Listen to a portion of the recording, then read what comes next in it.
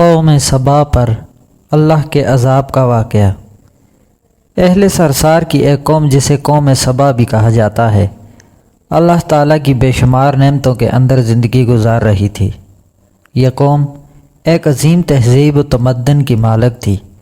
حضرت داؤد علیہ السلام اور حضرت سلیمان علیہ السلام کی باعظمت حکومتوں کے بعد ان کی حکومت زبان زد و خاص و عام تھی۔ کہا جاتا ہے کہ یہ لوگ گندم کے مغز سے آٹا پیس کر روٹیاں پکاتے تھے، لیکن اس کے برعکس وہ اس قدر اسراف کرنے والے اور ناشکرے تھے کہ انہی روٹیوں کے ساتھ بچوں کا پخانہ صاف کرتے تھے۔ بعد ازاں ان آلودہ روٹیوں کو اکٹھا کرنے سے ایک پہاڑ بن گیا تھا۔ پھر ایک صالح شخص نے وہاں سے گزرتے ہوئے ایک عورت کو دیکھا جو روٹی کے ساتھ بچے کے پخانے کے مقام کو صاف کر رہی تھی۔ اس شخص نے عورت سے کہا، تیرے اوپر افسوس، خدا سے ڈر، کہیں ایسا نہ ہو کہ خدا تیرے اوپر اپنا غضب ڈائے اور تجھ سے اپنی نعمت چھین لے۔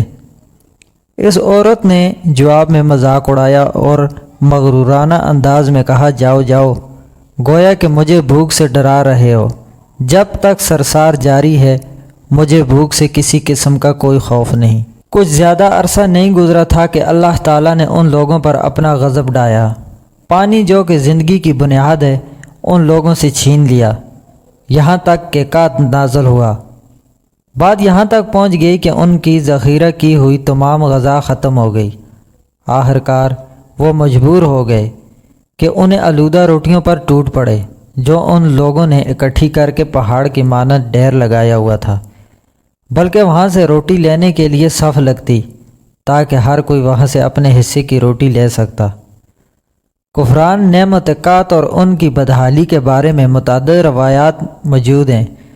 سورہ نحل کی آیت نمبر 112 اور 113 میں یوں ارشاد ہوتا ہے، یعنی اور اللہ نے اس بستی کی بھی مثال بیان کی ہے جو محفوظ اور مطمئن تھی۔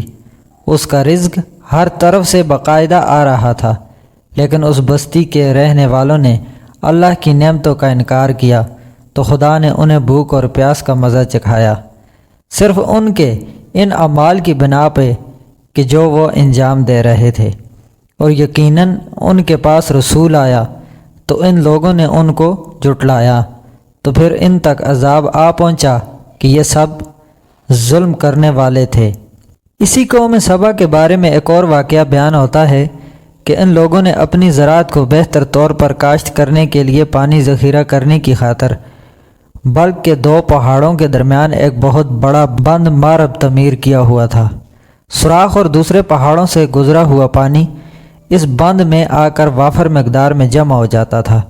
قوم سبا نے اس پانی سے صحیح طور پر استفادہ کرتے ہوئے وسیع و عریض اور بہت سے خوبصورت باغات لگائے اور کھیتی باڑی کو رونق بخشی۔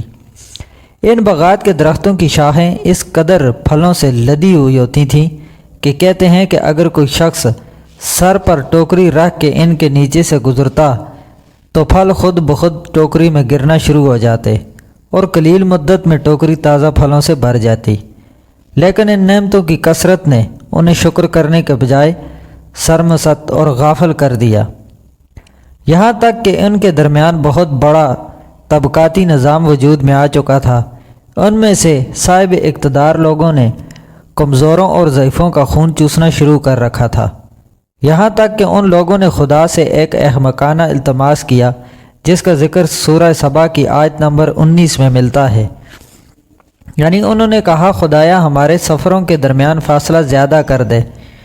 انہوں نے اللہ تعالیٰ سے یہ التماس اس لیے کیا تاکہ غریبوں، بے نوا لوگوں، عمر دراز لوگ تاکہ ان کے ساتھ سفر نہ کریں۔ ان کی خواہش یہ تھی کہ آبادیوں کے درمیان خشکی ہو اور فاصلہ بہت زیادہ ہو تاکہ تنگ دست اور کم آمدنی والے لوگ ان کی طرف سفر نہ کر سکیں۔ اللہ تعالیٰ نے ان مغرور پیٹ کے پجاریوں پر اپنا غضب نازل کیا۔ بعض روایتوں کے مطابق دو صراحی چوہوں نے مارب نامی بند کی دیواروں پر حملہ کر کے انہیں اندر سے کھوکھلا کر دیا۔ ادھر سے بارشیں زیادہ ہوئیں جن کی وجہ سے سیلاب آ گیا اور اس بند میں پانی بہت زیادہ اکٹھا ہو گیا۔ اچانک بند کی دیواریں اس سے ایک بہت بڑا سیلاب آیا جس میں تمام دیہات، آبادیاں مال مویشی باغات کھیتیاں ان کے محل اور گھر پانی میں غرق ہو کر نابود ہو گئے۔ ان کے باغات اور زراعت میں سے صرف بیری کے درخت اور کچھ جھاڑیاں بچی تھیں۔ خوش الحان پرندے وہاں سے کوچ کر گئے تھے، جبکہ الوؤں اور کوؤں نے قوم سبا کے کھنڈرات میں اپنے گھونسلے بنائے تھے۔ اس بات کا ذکر سورہ سبا کی آیت نمبر 15 اور 16 میں ملتا ہے، اور آخر میں سورہ سبا کی آیت نمبر 17 میں قرآن کریم میں اس واقعہ کا یوں نتیجہ نکالا ہے، یعنی یہ ہم نے ان کی ناشکری کی سزا دی ہے اور ہم ناشکروں کے علاوہ کسی کو سزا نہیں دیتے۔ دوستو ویڈیو پسند آئی ہو تو لائک شیئر ضرور کیجئے گا اور چینل کو بھی ضرور سبسکرائب کیجئے گا۔ ملتے ہیں اگلی ویڈیو میں۔ اللہ حافظ۔